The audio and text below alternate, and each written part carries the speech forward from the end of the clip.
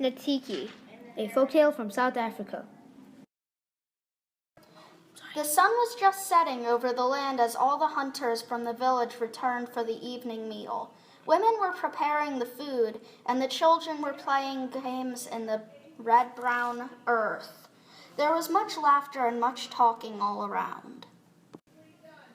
Tonight is the dance of the full moon. It's a night to celebrate. It's a night for much joy. Yes, we will dance and laugh. And we will eat and enjoy ourselves the whole night long. The three women began to prepare themselves for the big dance. Very carefully, they began to rub their bodies with fat.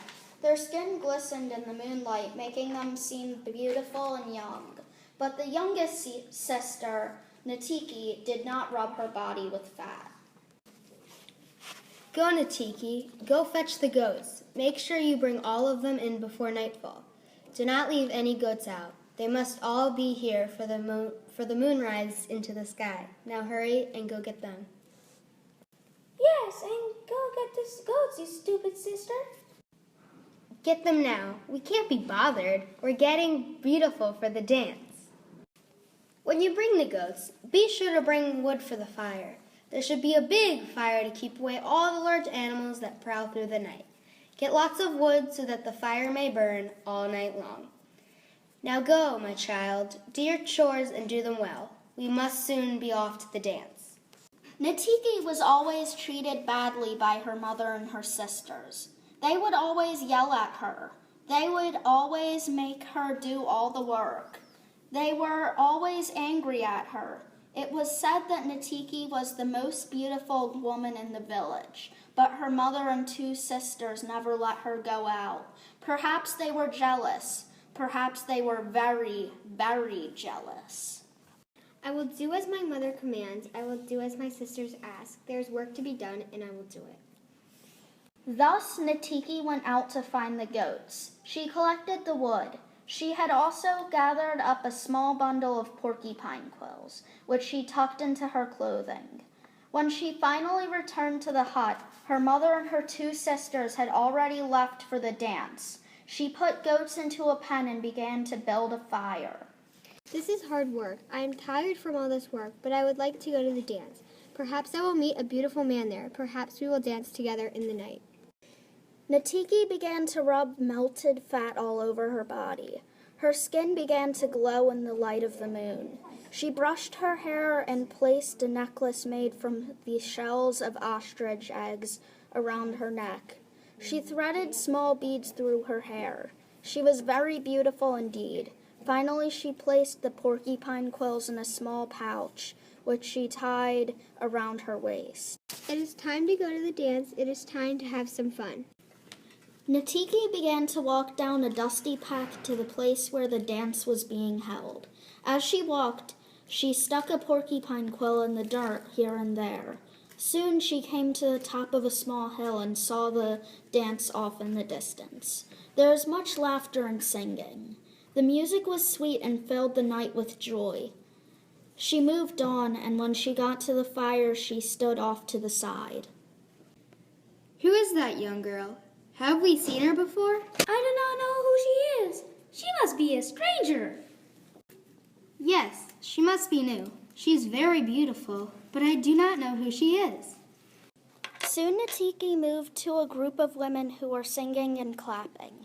She joined in the celebration, dancing and jumping with the others.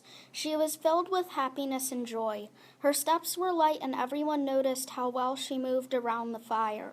One person, a handsome hunter, could not take his eyes off Natiki. She is the most beautiful woman I've ever seen. She dances like the wind. She laughs like a summer shower. She is so very beautiful. I still do not know who that new woman is. She seems to have caught the eye of the handsome hunter. Yes, she is quite the dancer. She is very light on her feet.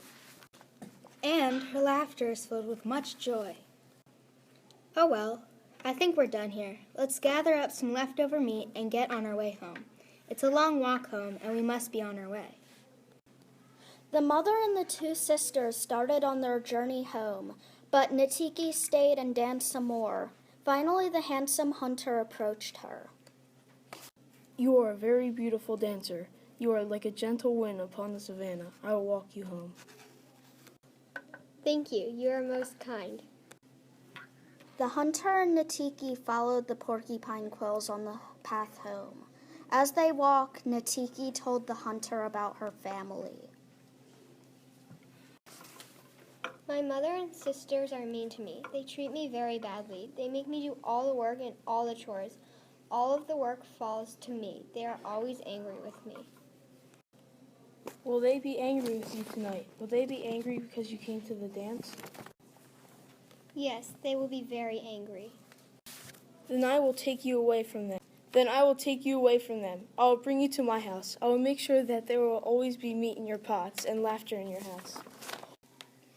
As the hunter and Natiki approached, they were both heard by the mother and the two sisters. I wonder who that is. Whose are those two voices? Could it be our ugly sister and that young hunter? Why would he want to walk with her? She is so ugly. Just then, Natiki and the young hunter appeared in the doorway. The glow from the fire shone on Natiki's skin. She looked very beautiful in the light, more beautiful than either sister. I am taking Natiki away from this hut. I am taking her away for good. What do you think you're doing? You can't take her away. She must stay here and do all our work. We need her here. I am taking her away. She will become my bride, and I will make sure that her pots are full of meat and that our hut is filled with laughter. Ha! You will see. She's no good. She must always be told. She must always be watched. She is useless. I want to be with my new husband. I want to be away from here. This is what I want. And so the hunter and Natiki left the hut and went far away to the place of his own people.